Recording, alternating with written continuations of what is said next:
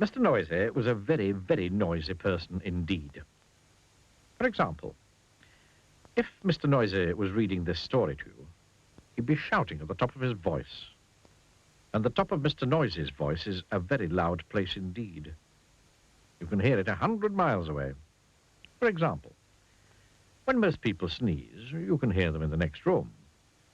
But when Mr. Noisy sneezes, you can hear him in the next country. Now, this story starts when Mr. Noisy was asleep in bed, in his bedroom, in his house, which is on top of a hill. He was snoring. And as you can well imagine, when Mr. Noisy snores, that is a snore worth hearing. It sounds more like a herd of elephants than a snore. Then Mr. Noisy's alarm clock went off. Mr. Noisy's alarm clock sounds like no other alarm clock in the world. Sounds more like a fire engine. Mr. Noisy woke up. And so, too, did all the people who lived in Wobbletown, which is at the bottom of Mr. Noisy's hill. Later that day, Mr. Noisy decided that he had to go shopping. He went out of his house, shutting the door behind him. The door wobbled. The house wobbled. The whole hill wobbled. Wobbletown wobbled. Even a bird flying high wobbled. Then Mr. Noisy walked down the hill. He walked into the baker's shop. I'd like a loaf of bread, boomed Mr. Noisy to Mrs. Crumb, the baker's wife. Mrs. Crumb trembled and sold him a loaf. Then Mr. Noisy walked along the street to the butcher. He walked into the butcher's shop. I'd like a piece of meat, boomed Mr. Noisy to Mr. Bacon, the butcher. Mr. Bacon trembled and sold him some meat. Afterwards, Mrs. Crumb met Mr. Bacon in the street. "We really must do something about Mr. Noisy being so noisy," she said. "Definitely," replied Mr. Bacon. "But what?" "I know," said Mrs. Crumb. And she whispered into Mr. Bacon's ear. Mr. Bacon smiled a small smile, which grew into a broad grin. "Mrs. Crumb," he said, "I think you've got the answer." The following day, Mr. Noisy again went shopping down to Wobbletown. He went into Mrs. Crumb's shop. I'd like a loaf of bread, He boomed. "I'm sorry, what did you say?" asked Mrs. Crumb, pretending not to hear. I'd like a loaf of bread, Mr. Noisy shouted. "Oh, I'm sorry," said Mrs. Crumb, putting her hand to her ear.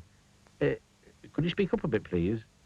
I'd like a loaf of bread, roared Mr. Noisy.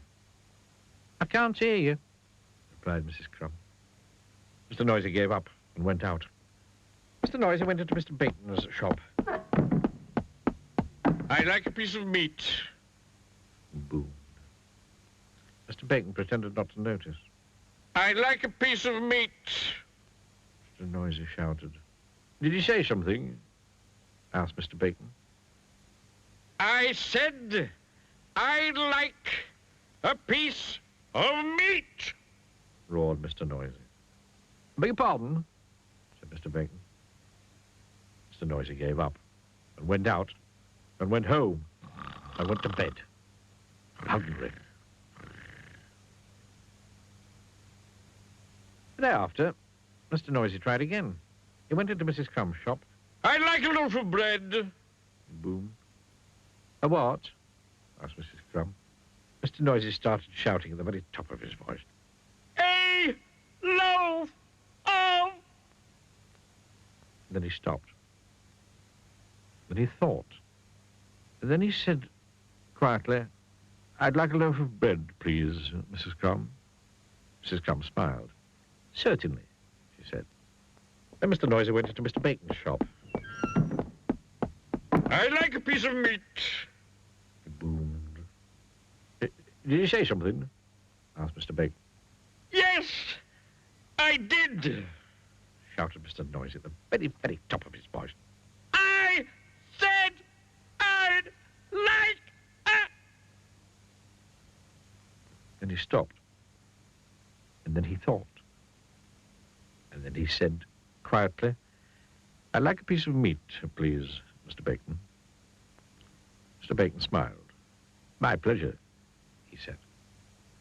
So, carrying his bread and meat, Mr. Noisy set off home up the hill.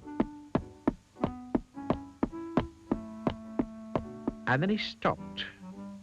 Then he thought. And then do you know what he did? He tiptoed. A tiptoe was something that Mr. Noisy had never tried before. It was fun. And you know something? From then until now, Mr. Noisy isn't anything like as noisy as he used to be. And do you know something else? The people of Wobbletown are delighted, especially Mrs. Crumb and Mr. Bacon. And do you know something else? Mr. Noisy has learned how to whisper.